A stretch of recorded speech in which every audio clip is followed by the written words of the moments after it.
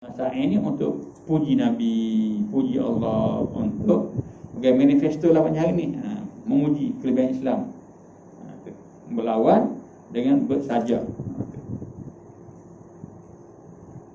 Jadi sini sebut tapi kiranya mereka tak dapat buat.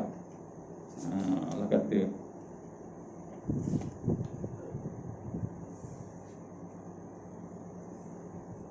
tak dapat buat ni. Fa'tu bi surah min mislih wa da'u syuhada'akum min dunillahi in kuntum shadiqin. Tu. Jadi memang mereka tak dapat buat.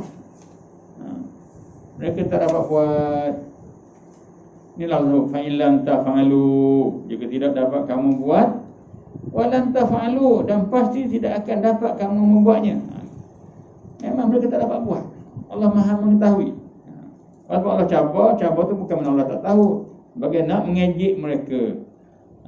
So Nabi balas balik ejekkan mereka itu. Kamu tak akan buat, tak boleh nak buat, tak mampu, hebat macam mana, berpakatlah, habis seluruh harta kamu, seluruh orang bersama kamu untuk cari satu kalimah pun tak boleh nak buat.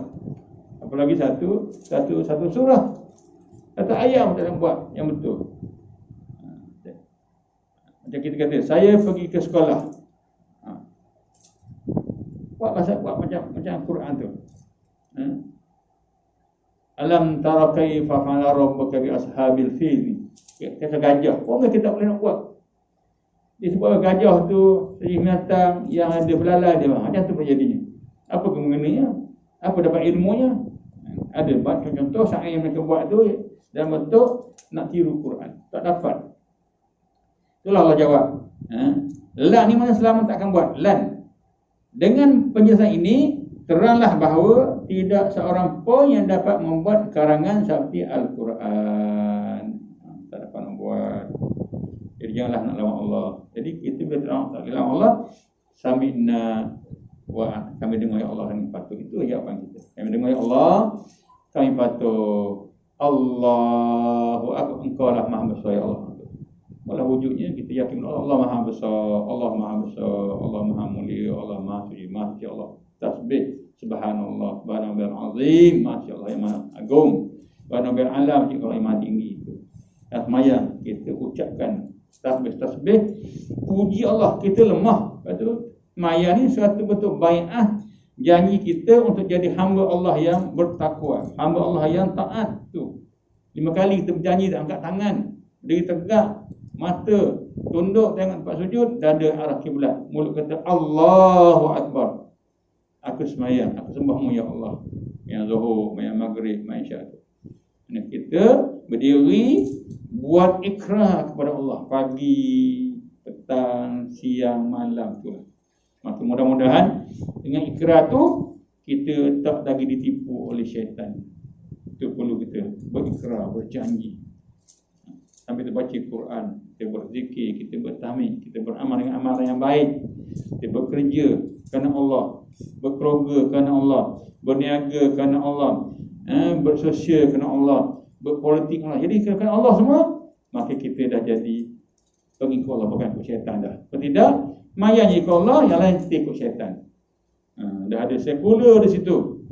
Buat semayang ikut Allah, ikut Nabi, dalam berniaga, bekerja ikut sekular, ikut orang putih, ikut orang Jepun, ikut orang Barat.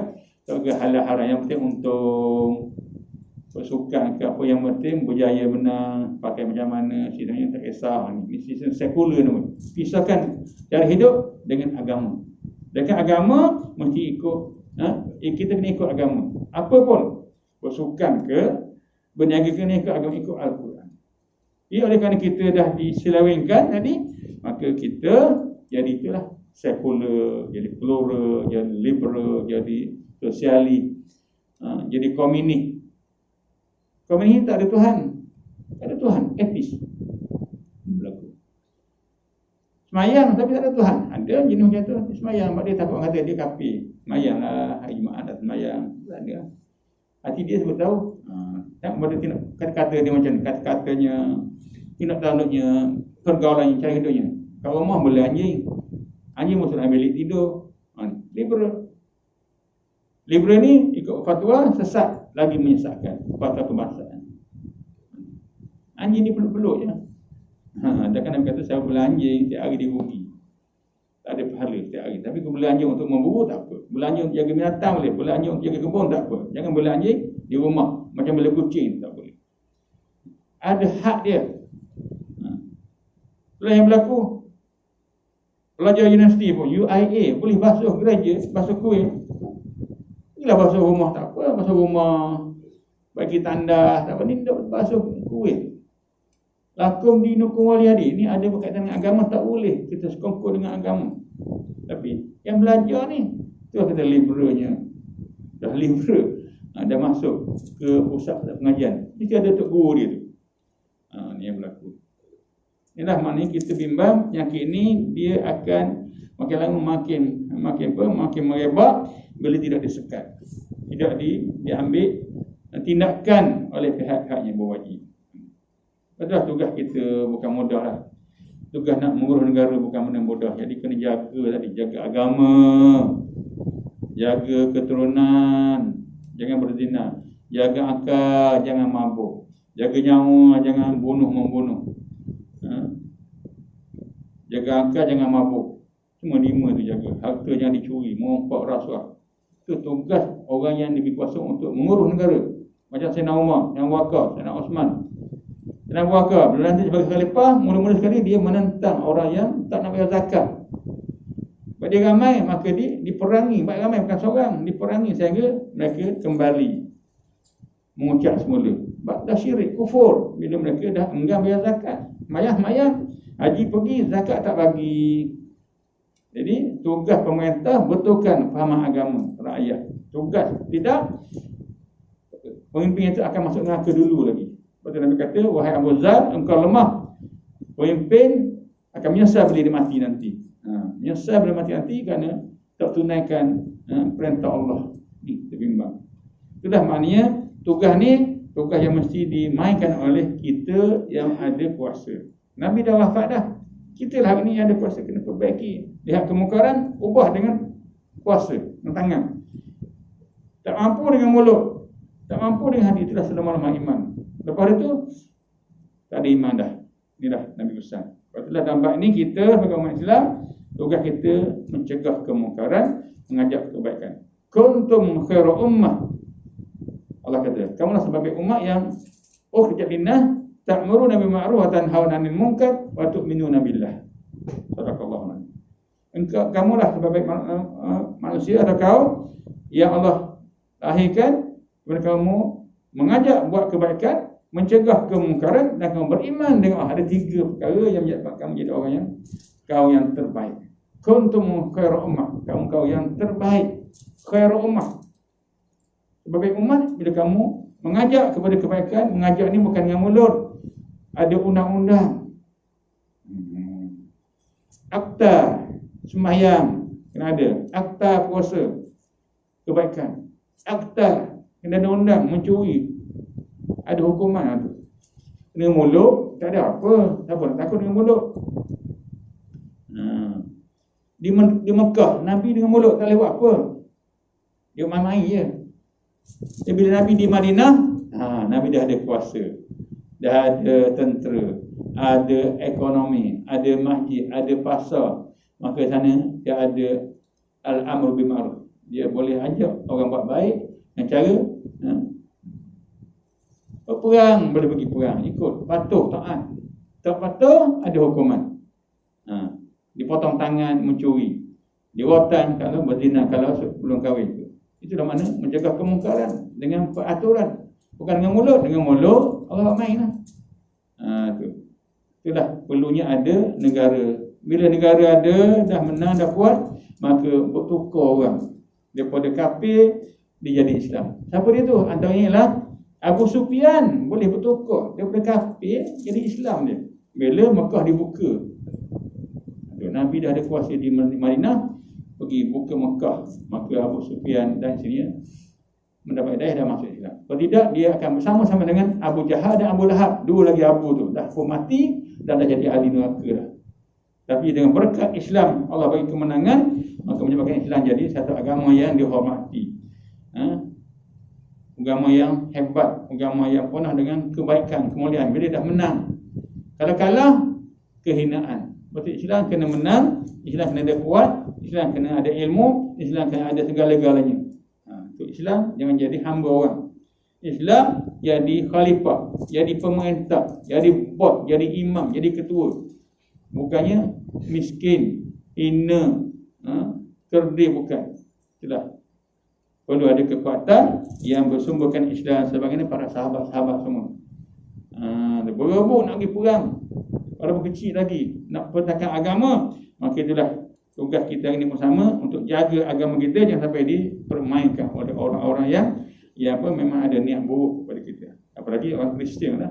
Mereka dendam dengan berlaku dulu kalah dalam perang salib. Dendam mereka. Yahudi pun sama. Itulah sahabat-sahabat, Islam agama Allah yang perlu kita jaga. Korbankanlah masa kita, tenaga kita, harta kita, apa saja untuk Islam. Datang semayang, korbankan masa. Ni semayang pun rasa tak boleh datang, sibuk sangat. Maghrib Isyak, kemudian subuh, tak ada, no time, tak ada masa, sibuk. Bahaya. Kalau kita sibuk hari ni, nanti kita ada masa dengan Allah. Allah tak akan pandang kita dah. Dunia kita tak kenal Allah, macam mana Allah kenal kita di akhirat nanti? Dan kita perlu Allah. Itulah malah kita hari ini, kita kenali siapa Tuhan kita dan kita kena bertakwa kepadanya. Inilah Allah sebut, kamu tidak akan dapat buat dan tak akan buat selama-lamanya. Bila begitu, fattaquna, takutlah kepada neraka. Itu Allah ancam. Ingat neraka. Allah ni dia ada sifat mutakabbir, sombong Allah. Dia boleh masukkan siapa saja ke neraka ikut suka dia. Bayangkan dulu kaum yang hebat, kaum yang gagah perkasa zaman dulu. Zaman Nabi dulu, Nabi Lut, Nabi Saleh, Nabi Syuaib, kaum umat Nabi dulu. Besar-besar badan tapi mereka dihancurkan oleh Allah dengan sehancur-hancurnya kerana mereka apa? Jahat, bunuh Nabi, neraka, sembah lembu, syirik, macam-macam. Dulu bila buat salah, terus Allah bagi mereka cash, hukuman terus. Tapi untuk Nabi kita, Muhammad, Allah masih lagi bagi peluang untuk bertaubat, peluang untuk kita menjadi orang yang soleh balik. Diturunkan bencana, banjir untuk kita dapat pahala, dapat berubah. Diturunkannya penyakit COVID-19 untuk kita berubah, dapat pahala balik. Ini tanda Allah sayang. Tapi umat dulu Allah hancur dengan sehancur-hancurnya. Umat Nabi Lut diterbalik bumi dia, yang atas ke bawah, sampai tak ada hidupan di laut. Laut mati tu, Dead Sea kan, air masin, tak ada mana. Bumi yang dia laknat oleh Allah, dilaknat kerana penduduknya sangat jahat. Dalam ekonomi tipu timbangan macam-macam ni. Wailul lil mutaffifin, celakalah orang-orang yang curang dalam timbangan, dalam menimbang dan sebagainya. Sahabat-sahabat, ada masa pun bukanlah lama sangat kita ada ni. Jadi itulah yang saya dapat sebut tadi, bagaimana jangan ada siapa-siapa yang cuba untuk lawan Allah. Lawan juga Allah kata fattaqun nar allati waquduhan nas wal hijarah uiddat lil kafirin. Ingat, neraka disediakan kepada orang yang engkar tadi, nyalaannya ialah manusia dan batu-batu berhala. Yang bahan bakarnya manusia sendiri jadi bahan bakar. Bukan arang, bukan kayu, tapi manusia jadi bahan bakar bersama dengan batu-batu berhala di neraka tadi. Disediakan muiddat lil kafirin. Allah sedia kepada orang kafir. Orang kita jangan cuba nak masuk. Orang kafir sini. Siapa orang kafir? Min ahli kitab wal musyrikin wal munafikin.